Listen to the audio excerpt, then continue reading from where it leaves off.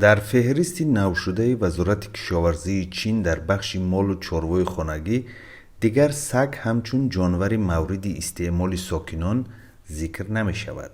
نشریه کوارتز در نقل قول از سند وزارت کشاورزی می گوید که برابر با رشد تمدن بشریت و غمخوری جامعه در حق جانوران، سگها به جانوران دوست انسان تبدیل شدند. در فهرست آخرین جانورهای خانگی عنوانی 13 نمود مال و چاروای معمولی ذکر شده است به مثل خوک، گاو، مرغ مرجان و اینچنین 18 نمود جانوری مخصوص.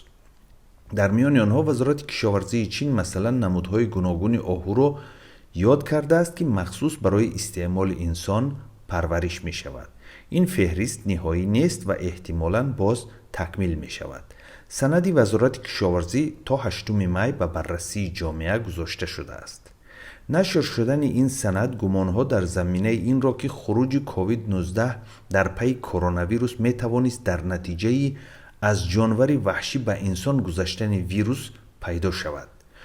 ماه فوریه در چین موقتا استعمال گوشت حیوان وحشی منع شد، ولی تا حال منع دائمی در این زمینه جاری نشده است. روز 2 اپریل مقامات در شهر شینجن جنوب چین اولین شده استعمال گوشت سگ و گربه را منع کردند.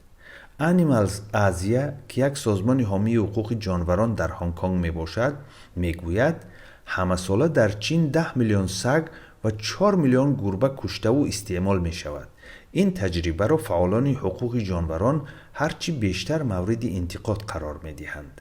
سال 2016 یک گروه دوستداران جانوران تلاش کرد پیش راه ماشین باربر را بگیرد که توده سگها را برای ذبح انتقال می داد.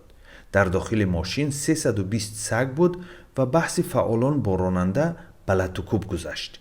در نتیجه در شاهراه ماشینگرد راهبندان عظیمی به وجود آمد. در چین جانبداران استعمال گوشت سگ میگویند که این یک رسم قدیمی ملی است و تا حال برخی طربخانه ها برای مشتری ها انواع گوناگون غذاهای از گوشت سگ تهیه شده را پیشنهاد میکردند. منقدان میگویند فرمه‌های سگ پروری بسیار وقت در شرایط ناگوار ساخته شده، شرایط نگهداشت و طرز کشتن سگ‌ها بی‌رحمانه و خشونتبار صورت می‌گیرد.